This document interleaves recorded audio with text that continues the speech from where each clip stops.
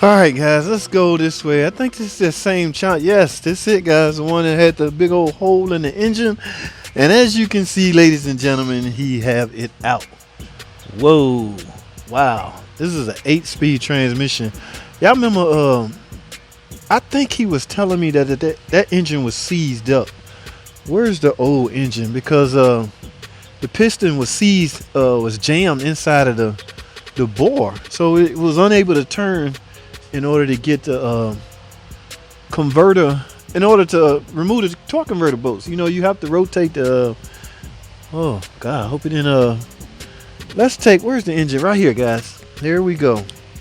See, you have it on his bottom side, so I can't see the damage that was incurred. But, oh, yes, guys, sometimes you will have to do this.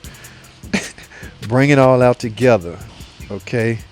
Matter of fact, he'll be back in a second. We're going to talk about this some more, guys. But, yes, it looks like he had enough room. Oh, okay, that's how you gain all that room. Remove the timing cover. You should have enough room to lift up on the engine and bring it forward. Okay, once you bring it forward, that means you will clear this torque converter and you can bring it all out together. Because other than that, you will have a hard time. Remember, guys, we can't rotate this. So how are you going to remove the torque converter bolts? Okay, I've had to do this a lot on 2.7s, 3.5, anything. If you're unable to turn. Now, in one instance, I had to remove the oil pan and free up the rod that was seized up to the crank, because I would have had a hard time getting that engine out without it. But you gotta do what you gotta do, man. Whatever way you see fit to removing this engine, and you're unable to remove the torque converter bolts, bring it all out together, guys.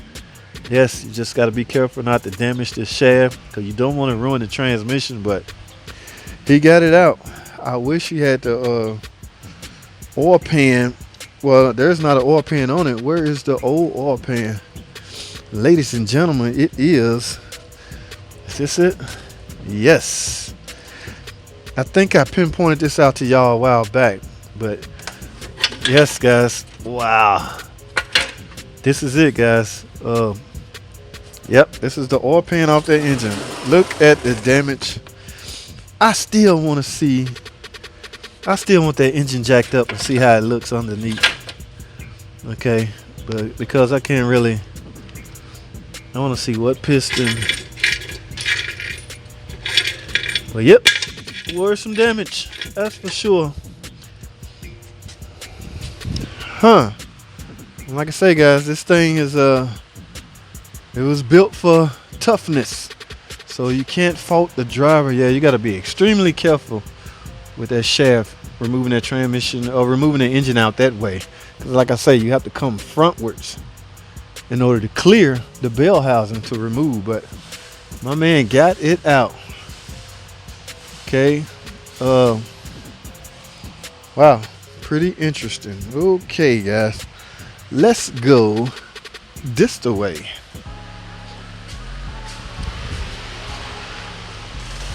All right, guys, here's the I want to show y'all something concerning the drive shaft. Y'all remember the car with the big wheels had the vibration, guys? I don't know how many of you guys attempt, you know, drive shaft would cause vibration, right? Everybody know that. There's a bushing right here, guys, that tend to wear out. And guys, I don't know of any other way. Is anybody replacing this bushing?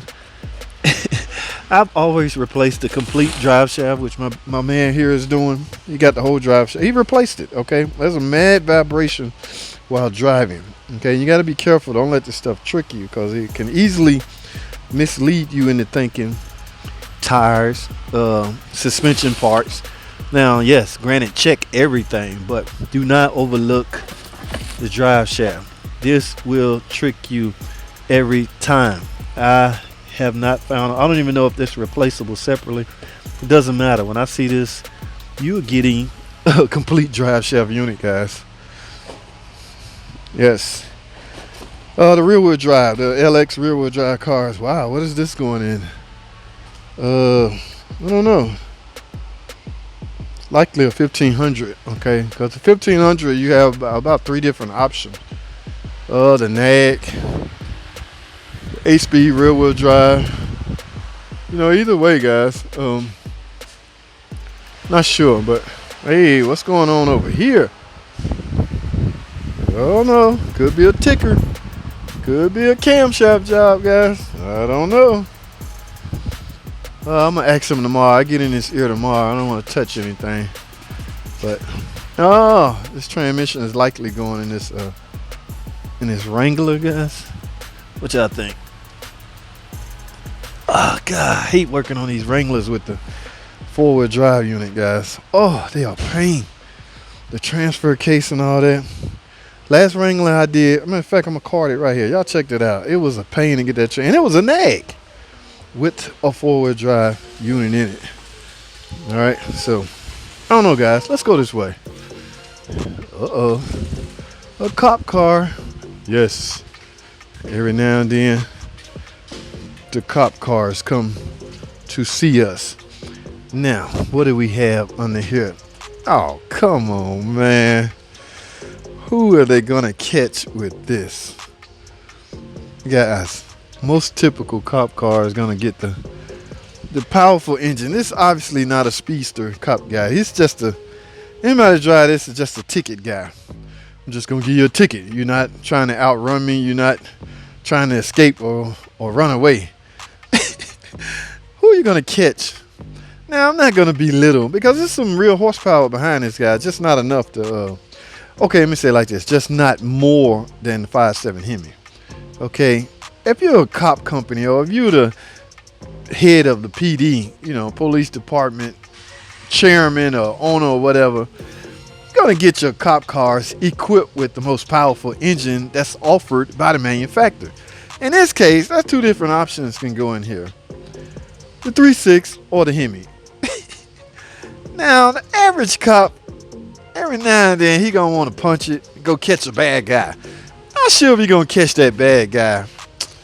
I don't know, man. Let me stop, man, because that sounds like I am belittling the 3.6. And imagine if you ticking, because keep in mind, guys, y'all know how these cop guys work. They will sit here and let their car idle forever, waiting on somebody to speed by them. They just sit there and chill with the AC on. Nothing's wrong with that. Happens all the time. And you can eventually end up ticking, guys. Remember I talked about that in one of my videos. Top 3 ways to help prevent your engine from ticking.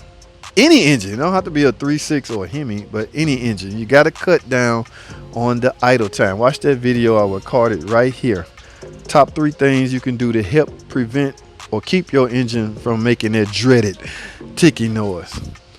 Alright, I don't even want to talk about this no more, man. Cop car with a 3.6 should have a Hemi on you. Shame on you. I'm not going to expose the county that this cop car is from.